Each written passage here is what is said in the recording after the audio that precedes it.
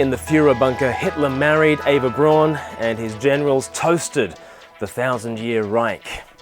But the writing was on the wall. This phrase speaks of the doom that gatecrashes the dinner party.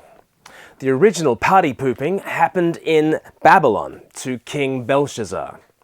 In all probability, here in Daniel chapter 5, the invading Medes were upon the Babylonians, and so the royal family decided to enjoy life while they could, eat, drink, and be merry, for tomorrow we die. Instead of turning to the Lord of Israel, whose temple furnishings lay in the palace, they decided to use the Lord's things to have one last hurrah. Daniel 5 from verse 1. King Belshazzar gave a great banquet for 1,000 of his nobles and drank wine with them. While Belshazzar was drinking his wine, he gave orders to bring in the gold and silver goblets that Nebuchadnezzar, his father, had taken from the temple in Jerusalem, so that the king and his nobles, his wives and his concubines might drink from them.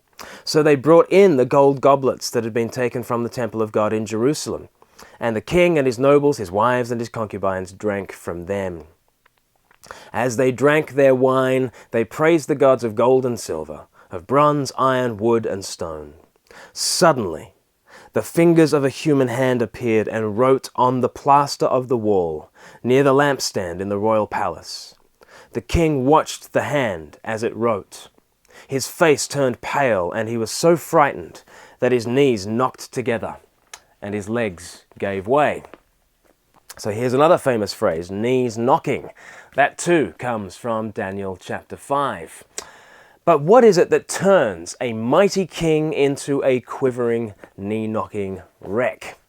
Well, even before he reads this writing on the wall, he understands that judgment has gatecrashed the party.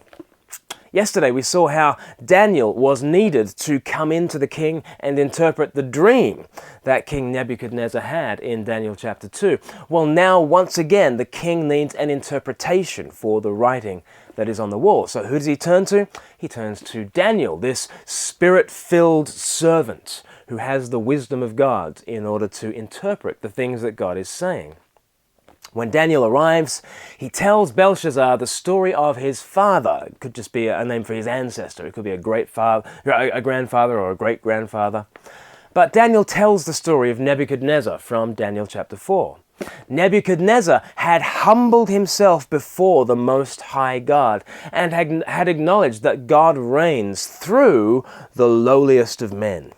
That's Daniel chapter 4 and verse 17. The lowliest of men is perhaps my favorite title for Christ. And it's a title given to him in Daniel chapter 4. But that's what Belshazzar's forefather, Nebuchadnezzar, came to see. The Most High reigns through Christ, the lowliest of men. In contrast, Belshazzar has exalted himself. He despises the Most High and his Christ, and therefore there can be only judgment.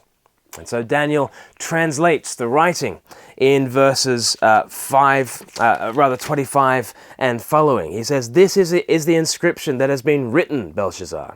Mene, mene, tekel, parsin." This is what these words mean. Mene, God has numbered the days of your reign and brought it to an end. Tekel, you have been weighed on the scales and found wanting. Another famous phrase, found wanting. And then thirdly, Perez, your kingdom is divided and given to the Medes and Persians. These three words, they're all units of currency. A mene or a mina, means counted. A tekel or a shekel means weighed. And half a mina is a Perez, and therefore it carries the idea of sort of divided. It's half, it's split. And these words to Belshazzar are words to all those who would scoff at the judgment of the Most High and his servant king. Our days are numbered. Our lives are found wanting in the scales of God's justice, and judgment will fall.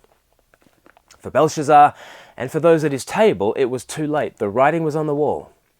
His was the tragic case of a king lifting himself up in arrogance. Yet, chapter 5 ends with Daniel being clothed in scarlet and made ruler. The exalted king is struck down, the humble servant is raised to honor.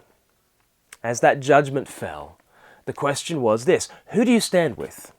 Do you raise a glass to the reigning king And do you try to distract yourself from the inevitable? Do you say, eat, drink, and be merry, for tomorrow we die? Or do you stand with the Spirit-filled servant? The future does not belong to the king of this age. The writing is on the wall for the whole race of Adam. It is condemned already, in the words of John 3, verse 18. Do you worry that you're not invited to the right parties? That you're not in with the in crowd? Does it worry you that everyone else seems to be living it up in a carefree way?